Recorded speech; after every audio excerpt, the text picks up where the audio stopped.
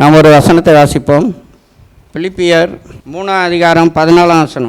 கிறிஸ்து இயேசுவுக்குள் தேவன் அழைத்த பரம அழைப்பின் பந்தய பொருளுக்காக லக்கை நோக்கி தொடர்கிறேன். கிறிஸ்து இயேசுவுக்குள் தேவன் அழைத்த பரம அழைப்பின் பந்தய பொருளுக்காக லக்கை நோக்கி தொடர்கிறேன் என்று. அன்பு தேவனுடைய பிள்ளைகளே, இது பார்த்தீங்கன்னா அப்போஸ்தலனாகிய பவுல் தன்னுடைய அனுபவத்திலிருந்து அவர் சொல்லுகிறார். என்னன்னா, கிறிஸ்து இயேசுவுக்குள் தேவன் அழைத்த பரம அழைப்பின் பந்தய பொருளுக்காக லக்கை நோக்கி தொடர்கிறேன் என்று. அன்பு தேவனுடைய பிள்ளைகளே, இந்த உலகத்தில் எவ்வளோ பேர் இருக்கிறாங்க. நம்மளை காட்டிலும் கனவான்கள், அழகில் சிறந்தவர்கள், படிப்பில் சிறந்தவர்கள், இன்னும் எல்லா சூழ்நிலையிலும் சிறந்தவர்கள் இருக்கிறாங்க. ஆனாலும் தேவன் அவர்களை எல்லாம் தெரிந்து கொள்ளாமல் அற்பர் நேசரமாகிய உங்களையும் என்னையும் தெரிந்து கொண்டு இப்படிப்பட்டதான ரட்சிப்பை கொடுத்து இப்படிப்பட்டதான ஒரு நல்ல ஒரு சபையில் தேவன் வைத்திருக்கிறதனுடைய நோக்கமே என்னன்னா, நாம் தேவன் அழைத்த பரம அழைப்பின் பந்தய பொருளை பெற்றுக்கொள்வதற்காக தான். அதை ஒவ்வொருவரும் பார்த்தீங்கன்னா அனுதினமும் அதை என்னென்னா தங்களோட வாழ்க்கையில் அதை நினைக்க வேண்டும். ஆண்டவர் எதற்காக என்னை கரம் பிடித்தார்? இந்த உலகத்தில் எவ்வளோ பேர் இருக்கிறாங்களே, என்னை காட்டிலும் எவ்வளோ வசதி உள்ளவர்கள்லாம் இருக்கிறாங்க. ஆனாலும் தேவன் எதற்காக என்னை தெரிந்து கொண்டார் என்பதை ஒவ்வொருவரும் தங்களோட வாழ்க்கையில் அறிந்து கொள்ள வேண்டும். இன்றைக்கு அநேகரோட வாழ்க்கையை பார்க்கும் பொழுது ரட்சிக்கப்படுகிறார்கள், கொஞ்ச நாளில் வருகிறார்கள். ஆனாலும் தேவனுடைய சமூகத்தை நிற்க முடியாமல் அவர்கள் எதிர்பார்த்த காரியங்கள் தேவன் வாய்க்க பண்ணின பிற்பாடு அவர்களை பார்த்தீங்கன்னா காண்பதே கிடையாது. அன்பு தேவனுடைய பிள்ளைகளே, இன்றைய தினத்தில் நம்ம சிந்திக்க இருக்கிறதான காரியங்கள், நம்முடைய பிரயாணம் எந்த சூழ்நிலையிலும் பார்த்தீங்கன்னா தடைப்படக்கூடாது. கிறிஸ்துவுக்குள் ஆவியில் ஆரம்பித்ததான நம்முடைய பிரயாணம் தொடர்ந்து பார்த்தீங்கன்னா ஓடிக்கொண்டே இருக்க வேண்டும். இன்றைக்கு ஆவிக்குரியதான வாழ்க்கைகள் அநேகருடைய வாழ்க்கையை நான் பார்க்கும் பொழுது அவர்களுடைய வாழ்க்கை எல்லாம் பார்த்தீங்கன்னா அவர்களுடைய ஓட்டம் காவாசியில் இருக்குது, சிலருடைய ஓட்டம் பாதியில் இருக்குது, சிலருடைய ஓட்டம் முக்காவாசியில் இருக்குது. ஆனாலும் முடிவு பரிந்த நிலைத்திருப்போம் தான் ரட்சிக்கப்படுவான் என்று ஆண்டவர் சொல்லிக்கார். நீங்கள் ஏதோ ரட்சிக்கப்பட்டீங்க, ஞானஸ்நானம் எடுத்தீங்க, ஆவின விஷயத்தம் பெற்றீங்க, அதுக்கப்புறம் ஆண்டவர் விட்டு பின்வாங்கி போயிட்டீங்கன்னா உங்களுக்கு அந்த பரலோக பாக்கியம் இருக்காது என்பதை நன்றாக நாம் ஒவ்வொருவரும் அறிந்து கொள்கிறவர்களாக இருக்க வேண்டும். நாம் பெற்ற ரட்சிப்பை அதனால்தான் நாம் காத்து கொள்கிறவர்களாக இருக்க வேண்டும். பெற்ற ரட்சிப்பில் நாம் முடிவு பரிந்த நிலைத்திருக்கிறவர்களாக காணப்பட வேண்டும். இன்றைக்கு பார்த்தீங்கன்னா நம்முடைய அழைப்பு என்ன என்பதை நாம் தெரிந்து கொள்ள வேண்டும். பரம அழைப்பின் பந்தய பொருளுக்காக தான் உங்களை என்னையும் தேவன் அழைத்திருக்கிறார். அன்பு தேவனுடைய பிள்ளையே, இந்த கால வேளையில் உங்களுடைய வாழ்க்கையில் யார் யாருடைய வாழ்க்கையிலாம் கிறிஸ்து இந்த பரம அழைப்பின் பந்தய பொருளுக்காக அழைத்திருக்கிறார் என்று விசுவாசிக்கிற தேவனுடைய பிள்ளைகள் எல்லாரும் ஒரு அல்லேலூயா சொல்லாமே. அல்லேலூயா. அன்பு தேவனுடைய பிள்ளையே, அந்த பந்தய பொருளை நாம் பெற்றுக்கொள்ளாமல் இந்த உலகத்தை விட்டு நாம் கடந்து செல்லக்கூடாது என்பதை நீங்கள் நன்றாக அறிந்து கொள்கிறவர்களாக இருக்க வேண்டும். நம்முடைய பிரயாணம் தொடர்ந்து ஓடக்கூடிய பிரயாணமாக இருக்க வேண்டும். இன்றைக்கு அநேகருடைய பிரயாணத்தை பார்க்கும் பொழுது பார்த்தீங்கன்னா ரட்சிப்பு, ஞானஸ்நானம், ஆவியின் அபிஷேகம், அதோட அவங்களோட பிரயாணம் பார்த்தீங்கன்னா நின்று போய் விடுகிறது. அதற்கு பிற்பாடு பார்த்தீங்கன்னா அவர்கள் எந்த காரியத்திலும் பார்த்தீங்கன்னா வளருவதே கிடையாது. அதுக்கப்புறம் தேவன் விரும்புகிறதான சத்தியத்திலேயோ மற்றும் உள்ள காரியத்திலேயோ பார்த்தீங்கன்னா வளராமல் இது போதும் என்று தங்களுடைய பிரயாணத்தை பார்த்தீங்கன்னா அப்படியே பார்த்தீங்கன்னா நிறுத்தி கொள்கிறார்கள். அன்பு தேவனுடைய பிள்ளையே, உங்களுடைய பிரயாணத்தை நிறுத்தி கொள்வதற்காக தேவன் உங்களை அழைக்கவில்லை. உங்களுடைய பிரயாணம் பார்த்தீங்கன்னா ஜெயமாக இருக்க வேண்டும். உங்களுடைய ஓட்டம் பார்த்தீங்கன்னா பந்தய பொருளை பெற்றுக்கொள்ளுகிறவர்களாக நாம் ஓடுகிறவர்களாக இருக்க வேண்டும். அன்பு தேவனுடைய பிள்ளையை, இன்னும் பார்த்தீங்கன்னா சிலருடைய வாழ்க்கையை பார்க்கும் பொழுது சிலருடைய வாழ்க்கையில் பார்த்தீங்கன்னா இந்த 3 அனுபவத்தோடு நின்று விடுகிறார்கள்.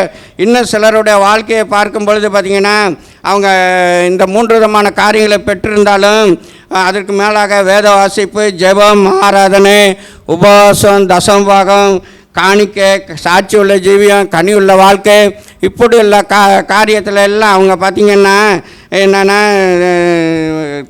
தேவனை துதிப்பதில் மற்றும் உள்ள காரியத்திலலாம் அனுதினமும் பார்த்திங்கன்னா அவங்க தங்களுடைய பிரயாணத்தை தொடர்கிறார்கள்.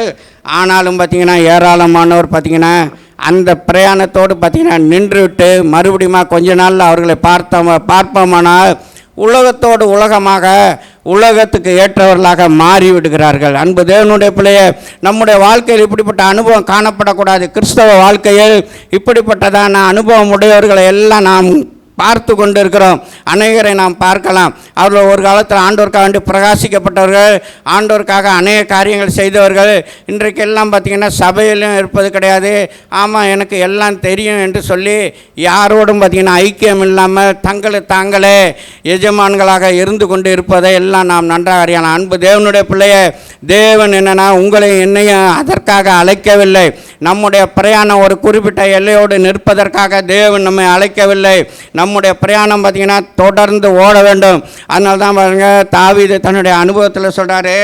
சங்கீதம் 85:6 பார்த்தீங்கன்னா சொல்கிறாரு, உமது ஜனங்கள் உண்மையில் மகிழ்ந்து களி கூறும்படிக்கு நீர் எங்களை திரும்ப உயிர்ப்பிக்க மாட்டீரோ என்று அங்கே தாவீது சொல்வதை நம்ம நன்றாக அறியலாம். அன்பு தேவனுடைய பிள்ளைய, மறுபடியுமாக ஒருவேளை உங்களுடைய பிரயாணம் பாதியிலேயே தடைப்பட்டு இருக்குமே ஆனால் அந்த பந்தய பொருளை பெற்றுக்கொள்ள முடியாதபடிக்கு சத்துருவானவன் அநேக காரியங்களை கொண்டு வந்தது நிமித்தமாக நீங்கள் ஒரு சோர்வடைந்தவர்களாக, ஒரு பின்மாற்றம் அடைந்தவர்களாக, போதும் ஆவிக்குரியதான ஜீவியத்தில் என்னுடைய ஓட்டம் போதும் என்று ஒருவேளை அப்படிப்பட்டதான பிரயாணத்தோடு பாதியோடு நிறுத்தி கொள்வீர்கள். ஆனால் இன்று ஒரு தீர்மானம் எடுங்கள். உங்களுடைய பிரயாணத்தை தொடர்ந்து ஓட வேண்டும் என்பதை நன்றாக அறிந்து கொள்ளுங்கள். அன்பு தேவனுடைய பிள்ளைய, அதனால தான் கலாத்தியர் சொல்கிறாரு, கலாத்தியர் 3 கலாத்தியர் சபையை குறித்து அப்போஸ்தலனாகிய பவுல் சொல்கிறாரு, புத்தி இல்லாத கலாத்தியரே, என்னென்னா சுவிசேஷத்தை விட்டு விலகத்தக்கதான உங்களை மயக்கினவன் யாருன்னு கேட்குறாரு. அதே 3 சொல்கிறாரு, அந்த சபையை பார்த்து சொல்கிறாரு, ஆவியில் ஆரம்பம் பண்ணின நீங்கள் மாம்சத்தில் முடிவு பெறப்போகிறீர்களோ, இவ்வளவு தூரத்துக்கு நீங்கள் புத்தியினரோ என்று அந்த இடத்துல பார்த்தீங்கன்னா அப்போஸ்தலனாகிய பவுல் எழுதுவதை பார்க்கலாம். கலாத்திய சபை பார்த்திங்கன்னா ஆவியில் ஆரம்பம் பண்ணினார்கள், ஆனால் முடிவில் பார்த்திங்கன்னா மாம்சத்தில் முடிவு பெறப்போகிறதான ஒரு சூழ்நிலைக்குள்ளாக போய் கொண்டிருக்கிறதே அங்கு அப்போஸ்தலனாகிய பவுல் கண்டம்ட்டு பண்ணுவதை நம்ம நன்றாக அறியலாம். அன்பு தேவனுடைய பிள்ளைய, நம்முடைய வாழ்க்கையில் பார்த்திங்கன்னா ஏதோ சபையில் இருக்கிறோம், ஆவிக்குரிய சபையில் இருக்கிறோம் என்பது பெரிதல்ல. நம்முடைய ஓட்டம் எப்படிப்பட்ட ஓட்டமாக இருந்து கொண்டிருக்கிறது. ஒரு ஆவிக்குரிய சபையில் இருப்பது நல்லது, ஆனாலும் நம்முடைய ஓட்டம் லக்கையை நோக்கி, பரம அழைப்பை நோக்கி, அந்த பந்தய பொருளை பெற்றுக்கொள்வதற்காக நம்முடைய ஓட்டம் ஓடிக்கொண்டிருக்கிறதா என்பதை நம்ம அறிகிறவர்களாக இருக்க வேண்டும். அநேகர் பார்த்திங்கன்னா ஆண்டவராகிய இயேசு இந்த உலகத்தை ஊழியம் செய்ததான நாட்களில் அநேகர் பார்த்திங்கன்னா அவரை பின்பற்றினார்கள். அநேகர் அவரை பின்பற்றினதனுடைய நோக்கம் என்னென்னா தேவைக்காக, அவர்களுடைய தேவைகள் பூர்த்தி செய்த பிற்பாடு அவர்கள் எல்லாம் பார்த்திங்கன்னா அவரை விட்டு போய்விட்டாங்க. ஏதோ வியாதி சுகமாவதற்காக அவரை தேடி வந்தார்கள். மற்றும் பார்த்திங்கன்னா அநேக குறைகள் அவர்களோட காணப்பட்டதிலிருந்து ஒரு விடுதலை பெறுவதற்காக வந்தார்கள். ஆனால் எல்லாத்திலிருந்து தேவன் நன்மை செய்கிறவராக சுற்றி திரிந்ததான தேவன் அவர்களுக்கு அநேக நன்மையான காரியங்களை செய்தார். ஆனால் அதுக்கு பிற்பாடு பார்த்திங்கன்னா அவர்கள் பின்பற்றவில்லை. அவர்கள் தம்முடைய சொந்தமானவர்கள் கூட பார்த்திங்கன்னா அவரை ஏற்றுக்கொள்ளவில்லை. அன்பு தேவனுடைய பிள்ளையை, நம்முடைய வாழ்க்கையில் நம்முடைய பரம அழைப்பை தடை பண்ணுகிற காரியங்கள் என்ன என்பதை நாம் ஆராய்கிறவர்களாக இருக்க வேண்டும். ஒருவேளை நீங்கள் ஒருவேளை உங்களுடைய ஓட்டம் ஜெயமாக இருந்து கொண்டிருந்திருக்கலாம். சடன் என்று சில காரியங்கள் உங்களுடைய வாழ்க்கையில் நடைபெற்றது நிமித்தமாக இன்றைய நாட்களில் சோர்ந்து போய் போதும், இதோட போதும், நம்ம நிறுத்தி கொள்வோம் என்று உங்களுடைய வாழ்க்கை ஒருவேளை காணப்படுமானா, எதற்காக உங்களுடைய ஓட்டம் பிரயாணம் பாதியில் தடைப்பட்டு கொண்டிருக்கிறது என்பதை இன்று ஒரு சில காரியங்கள் மூலமாக நீங்கள் உங்களை நீங்களே ஆராய்ந்து பாருங்கள். முதலாவதாக, இந்த ஓட்டம் நம்முடைய வாழ்க்கையில் தடைப்படுவதற்கு காரணம் பார்த்திங்கன்னா சுய திருப்தி. உபாகமம் 9:16 வாசிங்களேன். நான் பார்த்தபோது நீங்கள் உங்கள் தேவனாகிய கர்த்தருக்கு விரோதமாய் பாவம் செய்து வார்ப்பிக்கப்பட்ட கன்றுக்குட்டியை உங்களுக்கு உண்டாக்கி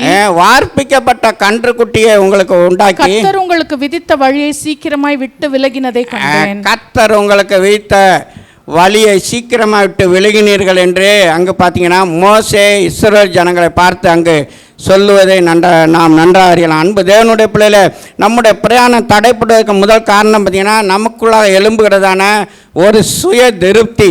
அதாவது என்னென்னா, நம்ம ரசிக்கப்பட்டிருக்கிறோம், ஞானஸ்நானம் எடுத்திருக்கிறோம், பரிசுத்தாவியானவருடைய அபிஷேகம் பெற்றுக்கிறோம், இன்னும் சில ஆண்டவருக்காக சில நற்கிரியைகளை நம்ம செய்கிறோம், இது போதும் என்று நமக்குள்ளாக ஒரு சுய திருப்தி. அன்பு தேவனுடைய பிள்ளையில, இப்படிப்பட்டதான ஒரு சுய திருப்தி நமக்குள்ளாக உருவாகுமானால் நம்முடைய லக்கை நோக்கி ஓடுகிறதான பிரயாணம் தடைப்படும் என்பதை நீங்கள் நன்றாக அறிந்து கொள்ளுங்கள். இந்த இஸ்ரேல் ஜனங்களை வழிநடத்தி வந்ததே பார்த்தீங்கன்னா மோசே தான். மோசே பாருங்கள், ஆடு மேய்க்கும் பொழுது யாத்திரை 3:1 அவன் பாருங்கள் ஓரே பருவத்திட்ட வரான். ஓரே பருவத்திட்ட வரும் பொழுது அங்கே பார்த்தீங்கன்னா சூரிய செடியின் மூலமாக தேவன் மோசையோடு பேசுகிறார். அதாவது என் ஜனங்களினுடைய கூக்குரலை நான் கேட்டேன், நீ போய் எகிப்துக்கு போய் அவர்களை எல்லாம் நீ தான் மீட்டு கொண்டு வரணும்னு சொல்லிட்டு பார்த்தீங்கன்னா உன்னை தான் நான் அனுப்புகிறேன்னு சொல்லிட்டு பார்த்தீங்கன்னா மோசையோடு பேசுகிறாரு. அப்போ என்ன பேசுகிறாருன்னா, அந்த 3:1 இந்த பருவத்தில் வந்து நீங்கள் எனக்கு ஆராதனை செய்வீங்கன்னு சொல்லிட்டு அவன் ஓரே பருவத்திட்ட போகிறான். அங்கே பார்த்தீங்கன்னா அதுலேயே 12 வச்சிங்களேன். அங்கே பாருங்கள், இங்கே வந்து நீங்கள் ஆராதனை செய்வீர்கள்னாங்க, செய்வீர்கள்னு அவர் சொல்கிறாருங்க. நான் உன்னோட இருப்பேன். நீ ஜனத்தை எகிப்திலிருந்து அழைத்து வந்த பின் நீங்கள் இந்த மலையில் தேவனுக்கு ஆராதனை செய்வீர்கள். இந்த மலையில் அவன் பாருங்க ஓரே பருவத்திட்ட வந்திருக்கிறான். அந்த நேரத்தில் ஆண்டவர் அவனோட சூறைச்செடி எரியுது. அவன் போய் அந்த காட்சியை பார்க்க போகும்பொழுது ஆண்டவர் அவனோடு பேசுகிறாரு, நீ தான் அந்த அடிமைத்தனத்துலேருந்து அவங்களெல்லாம் மீட்டுட்டு வரணும்னு சொல்லிட்டு அவன் சொல்லிட்டு என்ன சொல்கிறான்னா, இந்த மலையில் அதாவது என்னென்னா அந்த சீயோன் மலை, அந்த ஓரே பருவதம் தான் பார்த்திங்கன்னா அந்த சீயோன் மலை. அங்கே வந்து நீங்கள் என்னென்னா எனக்கு ஆராதனை செய்வீர்கள்னு. அதேமாரி பார்த்திங்கன்னா ஆண்டவர் மோசையை அழைத்து எகிப்துக்கு அனுப்புனார். அங்கேருந்து எகிப்துலேருந்து பார்த்திங்கன்னா இஸ்ரேல் ஜனங்களை பரம கானானுக்கு நேராக மோசே வழிநடத்தி கொண்டு வருகிறாரு. வழிநடத்தி கொண்டு வரும்பொழுது இந்த இடத்துக்கிட்ட ஓரே பருவம் பாருங்கள் 3வது மாதத்துலேயே அந்த இடத்துல வந்துடுறாங்க. யாத்திரை 19:1 பார்த்தீங்கன்னா 3ஆம் மாதம் முதல் நாளிலே சீனாய் வனாந்தரத்துக்கு வந்துடுறாங்க. அதே 18 வாசிங்களேன். அங்கே பார்த்தீங்கன்னா அந்த சீனாய் மலையில் பார்த்தீங்கன்னா ஆண்டவருக்கு ஆராதனை செய்கிறாங்க. அந்த சீனாய் மலையில் ஆண்டவர் இறங்குறாரு. அந்த மகிமையெல்லாம் அவங்க என்னென்னா முகமுகமாக பார்க்குறாங்க. ஆண்டவர் என்னென்னா மோசையோடு பேசுகிறாரு. எல்லா காரியத்தையும் பார்த்து அவங்களுக்கு பார்த்திங்கன்னா மிகுந்த சந்தோஷம். என்னென்னா ஆண்டவர் பரவாயில்ல, நம்ம ஆண்டவருக்கு ஆராதனை செய்துட்டோம், ஆண்டவர் நம்மளோடு பேசுகிறாரு, ஆண்டவர் நம்மளோடு இடைப்படுறாரு. இதுக்கு இடையில் எகிப்திலிருந்து அவர்களை அழைத்து கொண்டு வரும்பொழுது எத்தனையோ விதமான அற்புதங்களை கண்டார்கள். அவர்களுக்காக வேண்டி தேவன் அற்புதங்களை செய்தார். சிவந்த சமுத்திரத்தை 2ஆக பிரித்தார். இன்னும் வனாந்தரத்தில் வழி நடத்தி கொண்டு வருகிறாரு. இந்த அதிசயங்கள் அற்புதங்கள் எல்லாம் செய்கிறதான தேவன் எங்களோடு கூட இருக்கிறார். இப்படிப்பட்ட மகிமையுள்ள தேவன் எங்களோடு இருக்கிறார்னு அவங்க அந்த மலையை கூட பார்த்திங்கன்னா நோக்கி பார்க்க முடியவில்லை. ஏன்னா அவ்வளோ தூரம் அந்த மலை பிரகாசிக்கப்பட்டது. இப்படிப்பட்டதான மகிமையின் தேவன் நமக்கு இருக்கிறாரே என்று இப்படிப்பட்ட சந்தோஷத்தினால அவங்க என்னென்னா இருந்து கொண்டிருந்தார்கள். ஆனால் பார்த்திங்கன்னா கொஞ்ச நாட்களில் ஆண்டவர் பார்த்திங்கன்னா அந்த சீனாய் மலையிலிருந்து மோசையிட்ட பிரமாணத்தை கொடுப்பதற்காக நீ மலையின் மேலே ஏறி வா, வேறு யாரும் மலையை தொடக்கூடாதுன்னா மிகவும் எச்சரிக்கை பண்ணிவிட்டு அவன் பாருங்க மோசே 40 நாள் இரவும் பகலுமாக அந்த மலையின் மேலே ஏறி தேவனோடு கூட சஞ்சரித்துட்டு இருந்தான். அப்போ தான் பார்த்திங்கன்னா அவர் கற்பனைகள் கட்டளைகளை எல்லாம் தேவன் கொடுக்குறாரு. ஆனால் அவன் இறங்கி வருவதற்குள்ளாக பார்த்திங்கன்னா இவங்க இங்கே பொன் கன்று குட்டியை செய்து விட்டுறார்கள். உடனே பாருங்கள் ஆரோன்ட்ட சொல்லி பாருங்கள் இவ்வளோ அற்புதத்தை கண்டாங்க, அதிசயத்தை கண்டாங்க, எல்லாத்தையுமே பார்த்தாங்க. இந்த 3 மாதத்துக்குள்ளார ஆண்டவர் எவ்வளோ காரியங்களை செய்தார், அடிமையிலேருந்தெல்லாம் மீட்டு கொண்டு இவ்வளவு காரியத்தெல்லாம் கொண்டு வந்தார். அதை பார்த்திங்கன்னா யாத்திரை 32ஆம் அதிகாரத்தில் சொல்லப்பட்டிருக்கு. 32ஆம் 35 பாருங்கள், ஆரோன் செய்ததான பொன் கன்று குட்டியின் நிமித்தமாக கட்ட மனஸ்தாப்பட்டார்னு இருக்கும். ஆரோன் செய்த கன்றுக்குட்டியை ஜனங்கள் செய்தது நிமித்தம் கர்த்தர் அவர்களை உபாதித்தார் என்று பார்க்கிறோம். இங்கே பார்த்தீங்கன்னா அவங்களோட பிரயாணம் ஓரேபிலேயே பார்த்தீங்கன்னா தடைப்பட்டுருச்சு. இவ்வளவு காரியத்தை அவங்க எல்லாம் பெற்றுக்கிட்டு எல்லாத்தையுமே இது பண்ணி வந்தாங்க. ஆனால் என்னென்னா ஆண்டவர் தான் எங்களோடு கூட இருக்கிறாரு, ஆண்டவர் தான் எங்களுக்கு எல்லாமே செஞ்சிருவாருன்னு சொல்லிட்டு தங்களுடைய சொந்த காரியத்தில் ஆண்டவர் பார்த்திங்கன்னா அதுக்கப்புறம் கட்டளை கொடுத்ததே நீ என்னென்னா உனக்கென்று எந்த தேவர்களையும் உருவாக்க வேண்டான்றது தான் கட்டளையே அவனுக்கு மோசைக்கு கொடுத்து அனுப்புனார். ஆனால் இங்கே பார்த்திங்கன்னா அதுக்கு இடையிலேயே இவங்க என்னென்னா எங்களுக்கு முன் செல்லும் தெய்வங்களை நீ உண்டாக்கு என்று சொல்லி தங்களுக்கென்று தங்களுடைய காதணிகளை எல்லாம் போட்டு அவங்க ஒரு பொன் கன்று குட்டியை உண்டாக்கினது நிமித்தமாக அவர்களுடைய பிரயாணம் தடைப்பட்டது. காரணம் என்னென்னா இவங்களுக்குள்ள ஒரு சுய திருப்தி. ஆண்டவர் என்னோடு கூட இருக்கிறாரு, நான் தான் இவ்வளோ தூரம் ஆண்டவர் எங்களோடு கூட இருந்ததுனால தானே இவ்வளோ அற்புதத்தை செய்தார், அதிசயத்தை செய்தார்னு சொல்லிட்டு அதோட அவங்களோட பிரயாணம் பார்த்திங்கன்னா தடைப்பட்டது. அன்பு தேவனுடைய பிள்ளையே, தேவன் அழைத்ததனுடைய நோக்கம் என்னென்னா பரம கானானை சுதந்தரிப்பதற்காக தான். ஆனால் இப்போ பார்த்திங்கன்னா ஓரே பருவதம் சீனாய் மலையே மாற்றி மாற்றி பார்த்திங்கன்னா அங்கேயே அவங்க என்னென்னா சுற்றி கொண்டே வந்து கொண்டே இருக்கிறாங்க. அதுக்கப்புறம் பாருங்கள், ரொம்ப நாளாக அவங்களோட பிரயாணம் அங்கே தடைப்படுகிறது. அதுக்கப்புறம் ஆண்டவர் ஆசரிப்பு கூடாரத்தை உண்டாக்க சொல்கிறாரு, அநேக பிரமாணங்களை எல்லாம் கொடுத்து மோசைக்கு கொடுத்து, அதுக்கப்புறம் ரொம்ப நாளைக்கு அப்புறம் தான் மறுபடியும் அவருடைய பிரயாணம் என்னென்னா அங்கேருந்து புறப்படுது. ஆனால் அப்போ கூட பாருங்கள், ஆண்டவர் சொல்கிறார், இவங்க எல்லாம் வணங்கா காலத்துள்ள ஜனங்கள்லாம் அவர் சொல்கிறாரு. யாத்திரை 33:4 பாருங்கள், துக்கமான வார்த்தைகளை ஜனங்கள் கேட்டபோது துக்கம் அடைந்தார்கள் என்று பார்க்கிறோம். துக்கமான வார்த்தைகளை ஜனங்கள் கேட்டபோது ஒருவரும் தங்கள் ஆபரணங்களை போட்டுக்கொள்ளாமல் துக்கித்து கொண்டிருந்தாங்க. ஒருவரும் பார்த்தீங்கன்னா எல்லாம் துக்கித்து கொண்டாங்க. என்னென்னா உங்கள் மத்தியில் வரமாட்டேன், அதை தான் அவர் சொன்னார். அந்த 1ஆம் வசனத்துலேருந்து பார்த்தீங்கன்னா அது சொல்லப்பட்டிருக்கும். அது பார்த்தீங்கன்னா அதை தான் அவர் சொன்னார். நான் என்னென்னா உங்கள் மத்தியில் இருக்க மாட்டேன், நீங்கள் என்னென்னா இப்படிப்பட்ட ஜனங்கள்னு சொல்லிட்டு அவர் பார்த்தீங்கன்னா அவர்கள் மத்தியில் இல்லாமல் இருந்தது நிமித்தமாக அவருடைய பிரயாணம் பார்த்திங்கன்னா தடைப்பட்டது. அன்பு தேவனுடைய பிள்ளையே, காரணம் அவர்களுக்குள்ளாக ஏற்பட்டதான சுய திருப்தி தான். இன்றைக்கு இந்த கால வேளையில் உங்களுடைய லக்கை நோக்கி போகிறதான அந்த பிரயாணத்தில் என்ன காரியம் தடைப்பட்டு கொண்டிருக்குது? எந்த சுய திருப்தியில் நீங்கள் இருக்கீங்க? ஆண்டவர் கொடுத்த கிருபையினால், இல்லாட்டி ஆண்டவர் கொடுத்த வரங்களினால், ஆண்டவர் கொடுத்த தாளந்துகளினால இது போதும், இது நமக்கு இருந்தால் போதும், நம்ம போயிடுவோம் என்று சொல்லி அதோடு நீங்கள் அந்த அப்படிப்பட்ட சுய திருப்தியோடு நீங்கள் காணப்பட்டு கொண்டிருக்கிறீர்களா? அன்பு தேவனுடைய பிள்ளைய, உன்னுடைய பிரயாணம் அந்த கானானை சுதந்திரிக்கும் வரை உங்களுடைய பிரயாணம் தொடர்ந்து போய்கொண்டே இருக்க வேண்டும். அதுக்கிடையில் எவ்வளோ பிரச்சனை வரலாம், எவ்வளோ போராட்டம் வரலாம், எவ்வளோ சத்துரு வரலாம், அதையெல்லாம் தேவன் பார்த்து கொள்வார். இவங்களுக்கு என்னென்னா பரம கானானை சுதந்திரிப்பதற்காக தான் தேவன் இவர்களை அழைத்து கொண்டு வந்தார். இவங்களா எல்லாத்தையும் யுத்தம் செய்து பிடித்தார்கள். இவங்களுக்கு முன்பாக தேவன் தான் எல்லாரையும் பார்த்திங்கன்னா அவருடைய கைகளெல்லாம் ஒப்பு கொடுத்தாரு. எல்லா காரியத்திலும் பார்த்திங்கன்னா தேவன் தான் ஜெயத்தை கொடுத்தாரு. ஆனால் அப்படி இருக்கும்போது இவர்களுடைய பிரயாணம் ஏன் தடை பண்ணுகிறது? தங்களுடைய சுய திருப்தி நிமித்தமாக தேவனுக்கு பிரியமில்லாத காரியங்களை செய்கிறது நிமித்தம் தான். அன்பு தேவனுடைய பிள்ளைய, இன்னொரு காரியத்தை கூட பார்க்கலாம். ஆதியாகமத்தில் கூட பாருங்கள், ஆதியாகமத்தில் ஆபிரகாமை குறித்து பார்க்கலாம். ஆதியாகமம் 11:31 நான் பார்ப்போம்னால், ஆபிரகாமுடைய தகப்பன் தேராகு பார்த்திங்கன்னா ஆபிரகாமு, சாராயி மருமக மற்றும் பார்த்திங்கன்னா லோத்து எல்லாரையும் பார்த்திங்கன்னா கூட்டுக்கிட்டு அவன் பார்த்திங்கன்னா கானானுக்கு நேராக தான் அவன் பார்த்திங்கன்னா பிரயாணம் புறப்பட்டான். ஆனால் கானானுக்கு நேராக பிரயாணம் புறப்பட்டதான அவன் பார்த்திங்கன்னா ஆரானில் வந்து பார்த்திங்கன்னா நின்று விட்டான். அது வாசிங்க. ஆரானுடைய குமாரனும் தன் பேரனுமா இருந்த லோத்தையும் தன் குமாரன் ஆபிரகாமுடைய மனைவியாகிய தன் மருமகள் சாராயும் அழைத்து கொண்டு அவருடனே ஊர் என்கிற கல்தேயருடைய பட்டணத்தை விட்டு கானான் தேசத்துக்கு போக புறப்பட்டான். கானான் தேசத்துக்கு போக புறப்பட்டான். அவர்கள் ஆரான் மட்டும் வந்த போது அங்கே இருந்து விட்டார்கள். ஆரான் மட்டும் வந்த பொழுது அங்கே இருந்து விட்டார்கள். ஸோ அதாவது என்னென்னா, அங்கே ஆரானில் வந்தப்போ அவனுக்கு எல்லா வசதியும் கிடச்சிச்சா என்னன்னு தெரில. ஆனால் அவனுடைய நோக்கம் மாறி அங்கேயே பார்த்திங்கன்னா ஆரானில் இருந்து விட்டான். இது நிமித்தமாக பார்த்திங்கன்னா அநேக நாட்கள் அவன் ஆசீர்வதிக்கப்பட முடியவில்லை. அதோடு மட்டும் இல்லாமல் அங்கே பார்த்திங்கன்னா ஒருவேளை தேராகு தான் அதுக்கு தடையாக இருந்தானா என்னன்னு தெரியல. ஆண்டவர் அந்த இடத்துல பார்த்திங்கன்னா தேராக ஒரே தூக்கிறார். தேராகு மரணம் அடைந்தான் என்று அடுத்த வசனமே சொல்லியிருக்கோம். ஆனால் தேராகு மரணம் அடைந்த பிற்பாடு ஆபிரகாமோடு தேவன் பேசுகிறாரு. நான் உனக்கு காண்பிக்கும் தேசத்துக்கு போ, உன்னுடைய ஜனம் எல்லாத்தையுமே விட்டுட்டு நான் உனக்கு காண்பிக்கும் தேசத்துக்கு புறப்பட்டு போ என்று. அதுக்கப்புறம் பாருங்கள், ஆபிரகாமை அழைக்கிறாரு. மறுபடியும் அவன் கானானுக்கு நேராக பயணம் செய்து கொண்டு வருகிறான். அதுக்கப்புறம் பாருங்கள், ஆபிரகாமை தேவன் தனித்து கொண்டு வந்து தேவன் பார்த்திங்கன்னா ஆசீர்வதிக்கிறார்.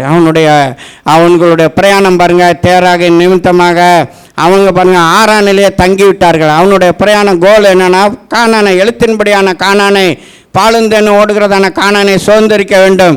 ஆனால் சுதந்திரிக்க முடியாதபடிக்கு பாதியிலேயே சுய திருப்தியில் பார்த்தீங்கன்னா தங்கிட்டாங்க. அங்கே என்ன வசதி இருந்துச்சு, ஏது வசதி இருந்துச்சுன்னு தெரியாது. இன்றைக்கி நம்முடைய வாழ்க்கையிலும் இப்படி தான் இருக்கிறோம். நம்ம என்னென்னா லெக்கை நோக்கி ஓடுவதற்காக ஆண்டவர் உங்களை எண்ணி தெரிந்து கொண்டிருக்கிறார். ஆனால் இன்றைக்கி நம்ம கஷ்டத்தை நிமித்தமாக ஆண்டவரை தேடி நாடி ஓடி வருகிறோம். ஆண்டவர் எல்லா சத்துருக்களையும் நம்மளை விட்டு விலக்கி, எல்லா பிரச்சனையும் நம்மளை விட்டு விலக்கி, கடன் பிரச்சனை மற்றும் சரீரத்தில் உள்ள பிரச்சனை மற்றும் எல்லா பிரச்சனை எங்கும் எல்லா சிறையிருப்பையும் மாற்றி எங்கு சமாதானத்தை கொடுத்த பிற்பாடு நம்ம என்னென்னா தேவனை மறந்து விட்டுட்டு, இதுதான் நமக்கு என்னென்னா இந்த உலகம்தான் நமக்கு என்னென்னா பரலோகம் என்று நினைத்து கொண்டு தேவனை மறந்து நம்ம அங்கேயே இருந்து விடுகிறோம். அன்பு தேவனுடைய பிள்ளையே, இது நிமித்தமாக நீங்கள் பெற வேண்டிய பரிபூரணமான ஆசீர்வாதம் தடைப்படுகிறது என்பதை நீங்கள் நன்றாக அறிந்து கொள்ளுங்கள். நம்முடைய ஓட்டம் பாதியில் இருந்துச்சுன்னா, பாதி ஆசீர்வாதத்தோடு நீங்கள் பிச்சுட்டு போனீங்கன்னா அந்த ஆசீர்வாதமும் கொஞ்ச நாளைக்கு நிற்கும். அதுக்கப்புறம் உள்ளதும் பார்த்தீங்கன்னா எடுத்துக்கொள்ளப்படும். அன்பு தேவனுடைய பிள்ளையை ஆண்டவர் எதற்காக அழைத்தார், எங்கே கொண்டு சித்தமாக இருந்தாரோ அதற்கு முற்றிலுமாக ஒப்பு கொடுத்து, அதுக்கிடையில் எப்படிப்பட்டதான காற்று வீசலாம், எப்படிப்பட்டதான புயல் வீசலாம், ஆனாலும் பார்த்தீங்கன்னா நமக்குள்ள ஒரு சுய திருப்தி வரக்கூடாது. போதும் ஆண்டவர் ஆசீர்வதித்த போதும், ஆண்டவரை நம்ம தேடினது போதும், ஆண்டவரை பின்பற்றினது போதும் என்று இந்த ஒரு எண்ணத்துக்குள்ளாக நம்ம வரக்கூடாது. அன்பு தேவனுடைய பிள்ளைய இன்னொரு காரியத்தை கூட பார்க்கலாம். யாக்கோபை கூட பார்க்கலாம். யாக்கோபுடைய வாழ்க்கையில் பாருங்கள், ஆதியாகமம் 33:17 பார்த்தீங்கன்னா, யாக்கோபை பார்த்தீங்கன்னா தேவன் பெத்தேலுக்கு நேராக வழிநடத்தி கொண்டு வருகிறார். ஆனால் யாக்கோபு பதான் அராம் என்றதான இடத்துல வரும்பொழுது அங்கே பார்த்தீங்கன்னா தங்கி விடுகிறான். அந்த ஊர் நல்ல வசதியாக இருக்குது, நல்ல வசதி வாய்ப்பாக இருக்குது. அங்கேயே பார்த்தீங்கன்னா தங்கி விடுகிறான். அங்கேயே பார்த்தீங்கன்னா வீடு கட்டி குடியே இருந்துடுறான். பாருங்கள், அவன் பரதேசியாக பிரயாணப்பட்டு வந்தவன், பெத்தேலில் போய் தங்க வேண்டியவன். இங்கே பார்த்தீங்கன்னா எல்லா வசதியும் இருந்துச்சு, இடம் கிடச்சிச்சு, வீடு கட்டுறதுக்கு திறமை இருந்துச்சு, எல்லாத்தையும் ஆண்டவர் வாய்க்க செய்தார். எல்லாம் பார்த்தீங்கன்னா இது பண்ணிட்டு அங்கேயே செட்டில் ஆனால் அது நிமித்தமாக யாக்கோபுடைய வாழ்க்கையில் பெரிய பிரச்சனையாக வந்துச்சு. பாருங்கள், தீனால் தீட்டுப்பட்டது என்னுடைய காரணமே என்னென்னா, அவன் பெத்தேலுக்கு நேராக பிரயாணம் பண்ணியிருந்தான்னா அவனுக்கு இப்படிப்பட்ட நிலைமை வந்திருக்காது. அவன் பாதியில் அவனுடைய பிரயாணத்தை பிரேக் பண்ணினது நிமித்தமாக அவன் பாதியில் ஆண்டவர் எந்த இடத்துக்கு அழைத்தாரோ பெத்தேலுக்கு போனார். பெத்தேலுக்கு போயிட்டே இருக்க வேண்டியவன் பாதியில் நல்ல சுகமான ஒரு இடம் வந்தோன்னே அங்கேயே தங்கினோன்னே அவனுடைய குடும்பமே பார்த்திங்கன்னா சின்ன பின்னமாகக்கூடிய செஞ்சு அவன் சொல்கிறான், என்னுடைய வாசனையை நீங்கள் இந்த ஊரில் கெடுத்துட்டீங்க. அடுத்தாப்புல அவன் அதோட மட்டும் இல்லை, 30ஆம் வசனத்தில் அவன் சொல்கிறான், நாங்கள் எல்லாம் சிறு கூட்டம், அவனுங்கெல்லாம் பெருக்கூட்டம், என்னை எல்லாம் அவனுங்கெல்லாம் கொன்னுருவானுங்களே, நீங்கள் இப்படிப்பட்ட காரியத்தை செய்துட்டீங்கன்னு தீனால் தீட்டுப்பட்டதை நிமித்தமாக அந்த அந்த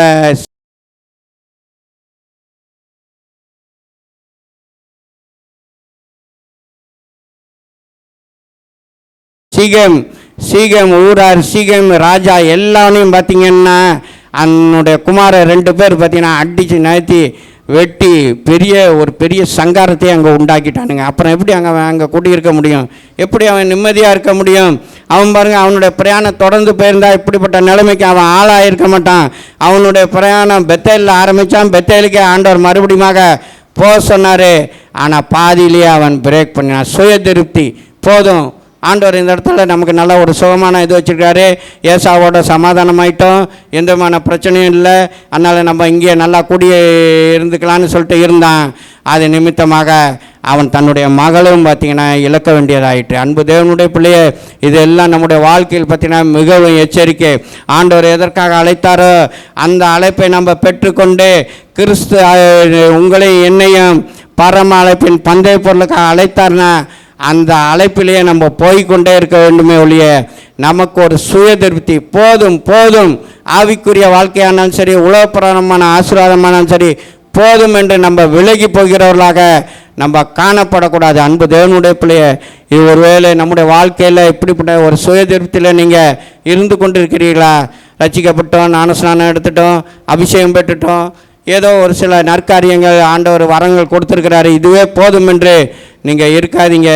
தேவன் உங்களை கொண்டு பெரிய காரியங்கள் செய்ய வல்லமே உள்ளவராக இருக்கிறார். அன்பு தேவனுடைய பிள்ளைய, இரண்டாவதாக பார்த்தீங்கன்னா நம்முடைய பிரயாணம் தடை பண்ணுவதற்கு காரணம் என்னென்னா, சத்தியங்களை நம்ம அறிய விரும்பாதது தான்.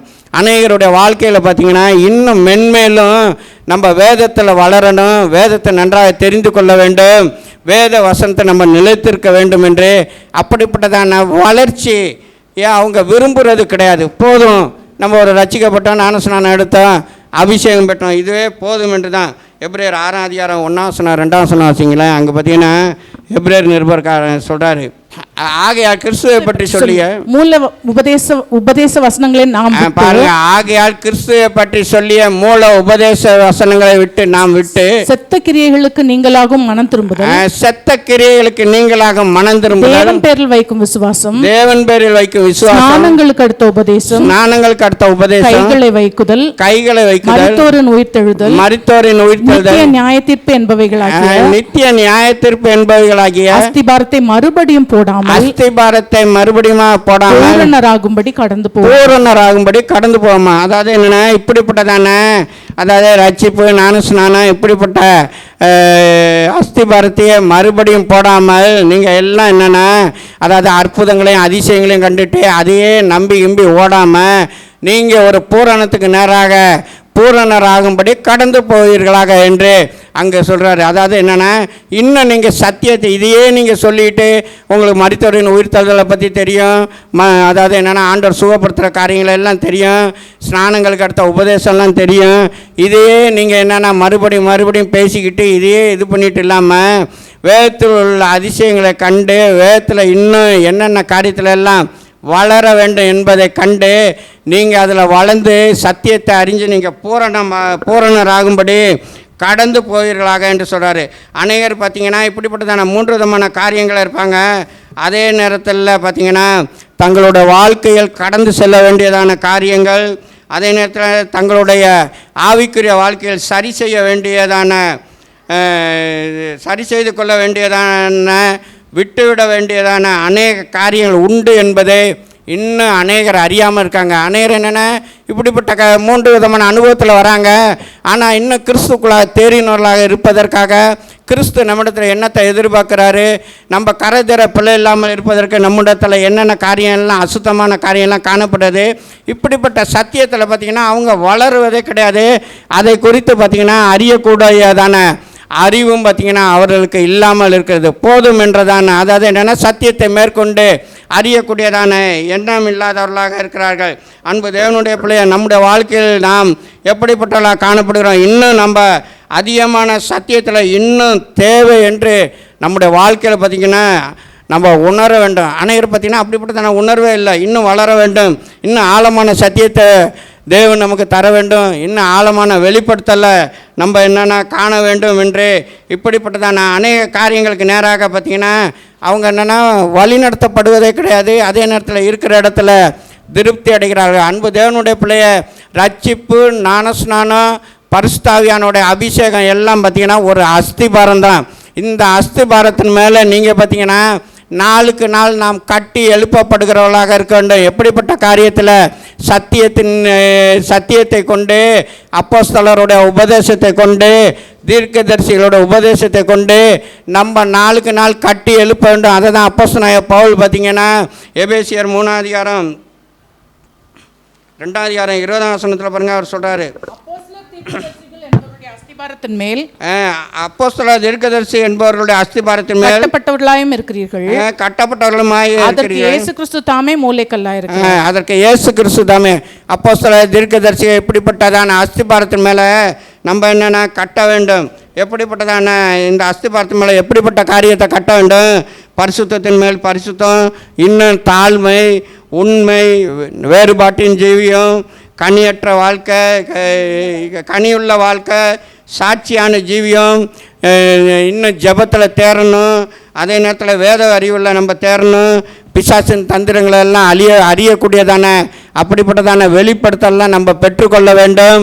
இன்னும் அநேக காரியங்களில் தேவனுக்கு பிரியமானதெல்லாம் என்னென்ன காரியம் என்பதெல்லாம் அறிந்து அப்படிப்பட்ட காரியத்தில் நம்ம என்னன்னா இந்த அப்போஸ்தலர் தீர்க்கதரிசி என்றதான அந்த அஸ்திபாரத்தின் மேல் நாளுக்கு நாள் நாம் அறைகளை கட்டுகிறவர்களாக இருக்க வேண்டும். அன்பு தேவனுடைய பிள்ளை, இன்றைக்கு பார்த்தீங்கன்னா எல்லாரும் அஸ்திபாரத்தோடு நின்று விடுகிறார்கள். ஆனால் அதன் மேல் பார்த்தீங்கன்னா கட்ட வேண்டிய காரியங்களை வைத்து கட்டுவது கிடையாது. அன்பு தேவனுடைய பிள்ளைய, நாம் எப்படிப்பட்ட காரியத்தை நம்முடைய அஸ்திபாரத்தின் மேல் கட்டுகிறோம் என்பதை ஒரு நாள் அக்கினியானது பரிசோதிக்கும் என்று அதே அப்போஸ்தலனாகிய பவுல் 1 கொரிந்தியர் 3:14 பாருங்க, அவர் சொல்றாரு என்னன்னா, இப்படிப்பட்ட அஸ்திபாரத்தின் மேலே, இயேசுவாகிய அஸ்திபாரத்தின் மேல் நீங்கள் கட்டுறீங்க, ஆனாலும் பார்த்தீங்கன்னா இல்லை, அதுக்கு மேலே 14 போடப்பட்டிருக்கிற அஸ்திபாரமாகிய பாருங்க, போடப்பட்டிருக்கிற அஸ்திபாரமாகிய கிறிஸ்துவை அல்லாமல், இங்க ஒரு காரியத்தை நன்றாரியனா, போடப்பட்டிருக்கிற அஸ்திபாரமாகிய இயேசு கிறிஸ்து. உங்களுடைய அஸ்திபாரம் இயேசு கிறிஸ்துவா தான் இருக்கணுமே ஒழிய ஒரு முன்மாதிரி உள்ளதான ஒரு பெரிய பரிசுத்தவான் கிடையாது. அந்த பரிசுத்தவான்லாம் எப்போ கீழே விழுவான்னு தெரியாது. அதே நேரத்தில் என்னென்னா, நமக்கு அடிச்சுவடு யாருன்னா ஆண்டவராகிய இயேசு கிறிஸ்து தான் நமக்கு அடிச்சுவடு. நமக்கு முன்மாதிரி யாருன்னா அவர் தான்.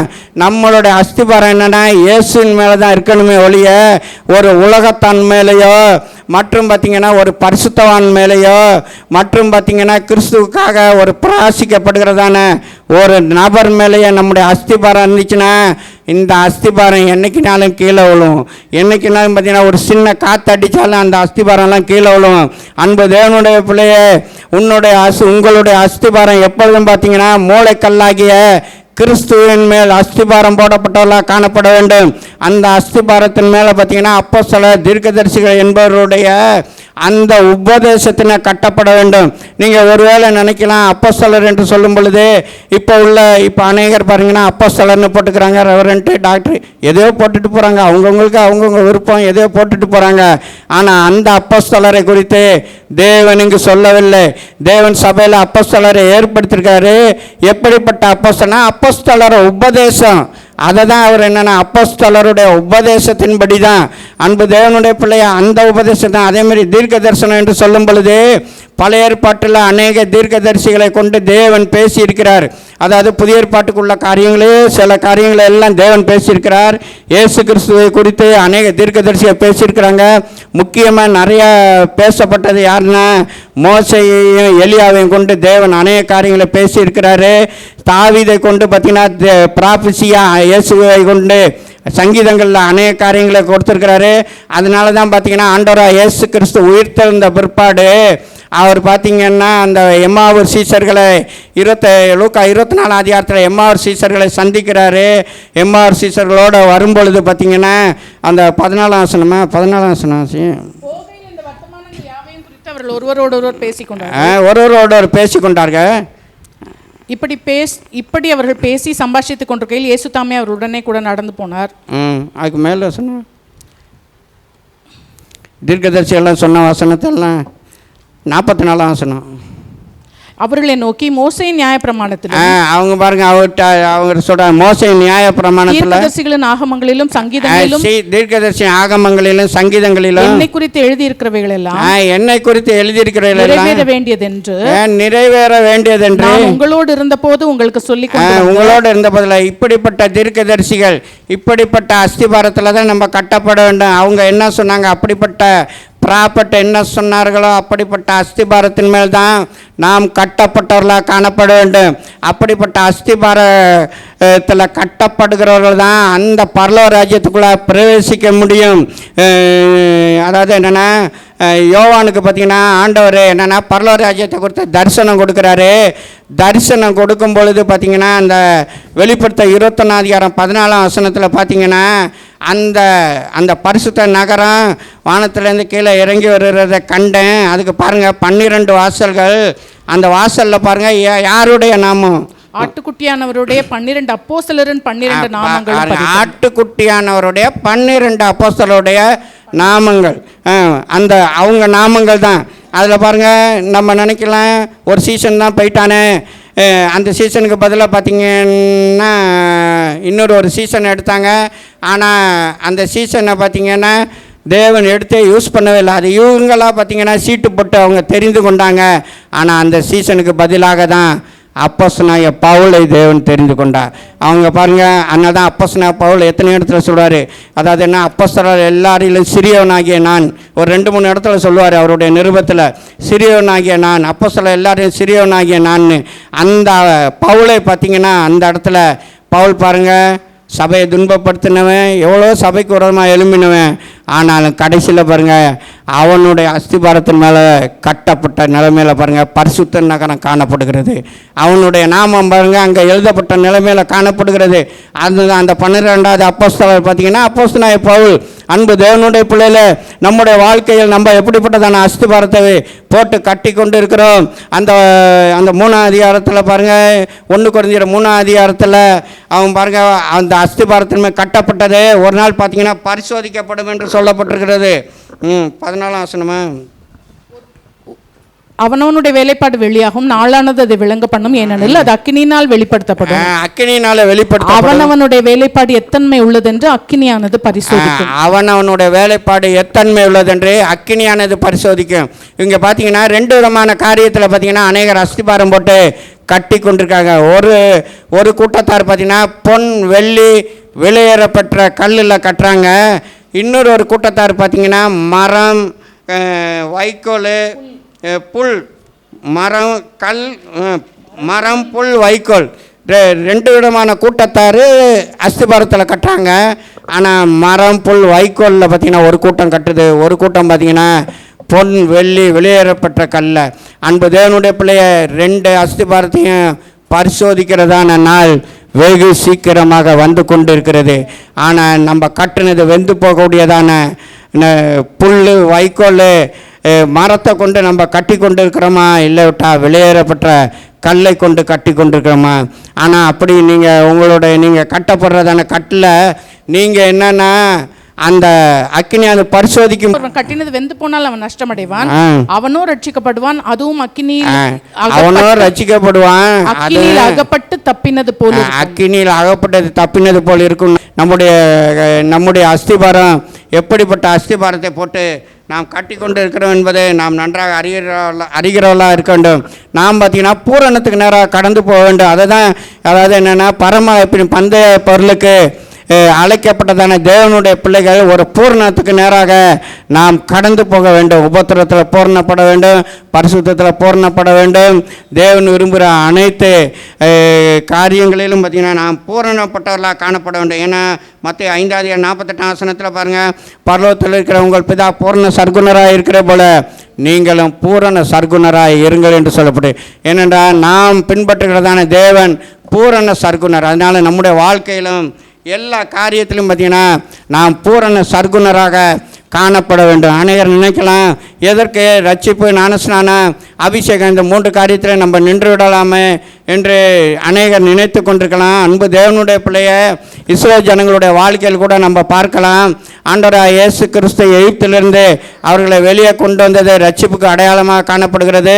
அவர்கள் சிவந்த சமுத்திரத்தை 2ஆக பிரித்து அவர்களை வழி நடத்தினது ஞானஸ்நான சத்தியத்திற்கு அடையாளமாக காணப்படுகிறது. அவர்களுக்கு அதற்கு பின்பாக அவர்களுக்கு அந்த வனாந்தரத்தில் காண்டாமிரத்துக்கு ஒத்த பலனை கொடுத்தது அது பரிசுத்தாவியானுடைய அபிஷேகத்துக்கு அடையாளமாக காணப்படுகிறது. இப்படிப்பட்ட 3 காரியங்களையும் தேவன் அவர்களுக்கு செய்திருந்தாலும் அதற்கு பின்பாக பார்த்தீங்கன்னா அவர்களுக்கு பிரமாணத்தை கொடுக்குறாரு. அநேக காரியங்களை கொடுத்துட்டு தான் பார்த்தீங்கன்னா திரும்ப பாலும் தேனும் ஓடுகிறதான கானான் தேசத்துக்கு வழி நடத்துகிறார். அதுக்கப்புறம் பாருங்கள் ஆசரிப்பு கூடாரத்தை பற்றியதான காரியங்களை அவருக்கு கொடுக்குறாரு. பலி செலுத்துவது எப்படி என்பதை குறித்து கொடுக்குறாரு. குடும்ப வாழ்க்கை எப்படி என்பதை குறித்து கொடுக்குறாரு. அதாவது எப்படிப்பட்ட பலியை செலுத்த வேண்டும், தேவனுக்கு எப்படிப்பட்ட பழுதற்ற பலியை செலுத்த வேண்டும் என்றதான காரியங்களை எல்லாம் இந்த பிரமாணத்தை எல்லாம் எதற்காக பிற்பாடு அவர் கொடுத்து மறுபடியும் பாலுந்தேனோடு கானான் தேசத்துக்கு வழிநடத்தி கொண்டு வருகிறாரு. அவங்க அப்படிப்பட்ட காரியத்தில் எல்லாம் பூரணம் அடைய வேண்டும் என்பதற்காக தான். இல்லாவிட்டால் தேவன் அப்படிப்பட்ட பிரமாணத்தையே கொடுக்க வேண்டியதான அவசியம் இல்லை. இன்றைக்கு பாருங்கள், எங்கு பார்த்தாலும் பார்த்தீங்கன்னா ஆசீர்வாதமான பிரசங்கங்கள். அன்பு தேவனுடைய பிள்ளையே, நான் அந்த பிரமாணம் கட்டளையை நாம் கை கொள்ள வேண்டும் என்பதற்காக தான் அன்று தேவன் பார்த்தீங்கன்னா அதையெல்லாம் கொடுத்து, ஏனென்றால் அவங்க அந்த எழுத்தின்படியான கானானை சுதந்திரிப்பதற்கு அப்படிப்பட்டதான நிபந்தனைகளை தேவன் வைத்திருப்பாரே. ஆனால் பரம கானானை சுதந்திரிக்க இருக்கிறதான நீங்கள் நானும் எப்படிப்பட்டவர்களாக காணப்பட வேண்டும் என்பதை குறித்து நீங்கள் நன்றாக ஆராய்கிறவர்களாக நாம் காணப்பட வேண்டும். அன்பு தேவனுடைய பிள்ளையே, நம்முடைய வாழ்க்கையில் பார்த்திங்கன்னா மிகவும் நம்முடைய ஓட்டம் பார்த்திங்கன்னா ஜெயமாக காணப்பட வேண்டும். நம்ம சத்தியத்தை அறிகிற அறிவில் நம்ம வளருகிறவர்களாக இருக்க வேண்டும், நம்ம முன்னேறுகிறவர்களாக இருக்க வேண்டும். போதும் என்றதான அனுபவத்துக்குள்ளாக நம்ம காணப்படக்கூடாது. இந்த அப்போஸ்தலனாகிய பவுல் பாருங்கள், கிறிஸ்து அழைத்த பரம அழைப்பின் பந்தய பொருளுக்காக லெக்கேனோக்கி தொடர்கிறேன் என்று சொல்கிறாரு. அதுக்கு மேல் வசனத்திலேயே அவர் என்னென்ன சொல்கிறாரு, நான் அடைந்தாயிற்று, முற்றிலும் தேறினேன் என்று எண்ணாமல் கிறிஸ்து இயேசுக்கு எதற்காக பிடிக்கப்பட்டனோ அதை அடைந்து கொள்ளும்படி ஆசையாய் தொடருகிறேன் என்று சொல்கிறேன். அதாவது என்னென்னா, நான் இன்னும் எல்லாமே நான் அடைந்தாயிட்டேன், எல்லாத்துலேயும் நான் தேறிட்டேன்னு அந்த அப்போஸ்தலனாகிய பவுல் சொல்ல, இன்னும் நான் என்னென்னா கற்றுக்கொள்ள வேண்டியது நிறையா இருக்குன்னு. அன்பு தேவனுடைய பிள்ளைய, கிறிஸ்தவ வாழ்க்கையில் நம்ம கண்ணை மூடும் வரை அநேக காரியங்களை கற்றுக்கொள்ள வேண்டியது இருக்கிறது. அதே நேரத்தில் நாம் கண்ணை மூடும் வரை நம்முடைய ஓட்டம் பார்த்திங்கன்னா தடைப்படக்கூடாது. எந்த இடத்துலையும் பார்த்தீங்கன்னா பிரேக் ஆகக்கூடாது. இங்கே எப்போ நம்ம கண்ணை மூடுறோமோ அப்போ அந்த பரம கானானை நம்ம என்னென்னா நாம் சுதந்திரிக்கிறதாக இருக்க வேண்டும். அந்த பரம அழைப்புக்காக நமக்கு தேவன் வைத்த அந்த பந்தய பொருளை பெற்றுக்கொள்ளும் வரை நம்முடைய பிரயாணத்தை நாம் நிறுத்தாதவர்களாக நாம் பார்த்திங்கன்னா தொடர்ந்து போகிறவர்களாக இருக்க வேண்டும். அன்பு தேவனுடைய பிள்ளைய, இன்றைக்கி பாருங்கள், அநேகர் பாருங்கள் ஆசீர்வாதத்தை தான் இது பண்ணாங்க. இந்த இஸ்ரவேல் ஜனங்களுக்கும் பார்த்திங்கன்னா மோசையின் மூலமாக தேவன் ஆசீர்வாதத்தை கொடுத்தாரு. அதே உபாகமம் 28ஆம் அதிகாரத்தில் பாருங்கள், அவர் என்னென்னா என்னுடைய கட்டளை எல்லாம் கை கொண்டா உனக்கு ஆசீர்வாதம்னு சொல்லிட்டு அந்த 28ஆம் அதிகாரம் பூரா பார்த்திங்கன்னா அவன் ஆசீர்வதிக்கிறான். அவன் அந்த இதுலேயே பார்த்திங்கன்னா அவன் சொல்கிறான், அதாவது என்னென்னா 1லேருந்து அந்த 28ஆம் அதிகாரத்தில் பார்த்திங்கன்னா ஆசீர்வாதத்தையும் சொல்கிறான், சாபத்தையும் சொல்கிறான். அதில் பார்த்திங்கன்னா ஆசீர்வாதம் பாருங்கள் 14 வசனம், மொத்தம் 68 வசனம். அதில் பாருங்கள் 14 வசனம் ஆசீர்வாதம். அதே நேரத்தில் நீ இப்படிலாம் நடக்கலைன்னா உனக்கு வரக்கூடியதான சாபமான காரியங்கள் 54 வசனம்.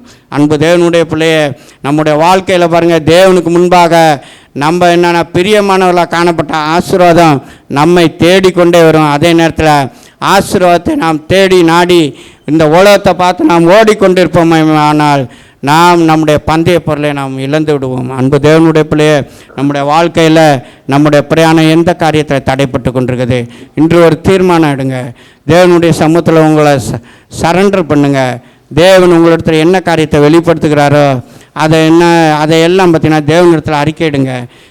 உங்களுடைய ஆவிக்குரிய பிரயாணம் எதில் சோர்ந்து போய், எதில் பலனற்று போய், எந்த காரியத்தில் பிடிக்கப்பட்ட நிலைமையில் காணப்படுகிறது, உலகத்தின் சில காரியங்களினால் கட்டப்பட்ட நிலைமையில் காணப்படுகிறீர்களா? அப்படி இருப்பீர்களே, ஆனால் அந்த பரம அழைப்பின் பந்தய பொருளை பெற்றுக்கொள்ள முடியாதபடி உங்களுடைய பிரயாணம் தடைப்படும். அன்பு தேவனுடைய பிள்ளைய, நம்ம எல்லாரும் எழுந்து நிற்போம், தேவனுடைய சமூகத்தில் ஒப்பு கொடுப்போம்.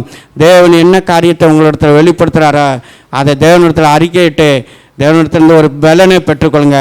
நம்முடைய சுய பலத்தினால நம்முடைய ஓட்டத்தை ஓட முடியாது, அதை எல்லாரும் நன்றாக அறிந்து கொள்ள வேண்டும். சுய பலத்தினால கொஞ்ச நாள் ஓடலாம், அதே நேரத்தில் தேவ பலன் நமக்கு இருக்கும் பொழுது நம்முடைய ஓட்டம் ஜெயமாக இருக்கும். நாம் முடிவு பரியந்து நம்மளால் ஓட முடியும். அந்த ஓட்டத்தை நம்ம ஒப்பு கொடுப்போம். தேவன் தாமே நம்மை ஆசீர்வதிப்பாராக. பரம அழைப்பின் பந்தய பொருளுக்கு லக்கை நோக்கி ஓடுகிறேன். பரம அழைப்பின் பந்தய பொருளுக்கு லக்கை நோக்கி ஓடுகிறேன். ஓடுகிறேன், நான் ஓடுகிறேன், இயேசுவுக்காக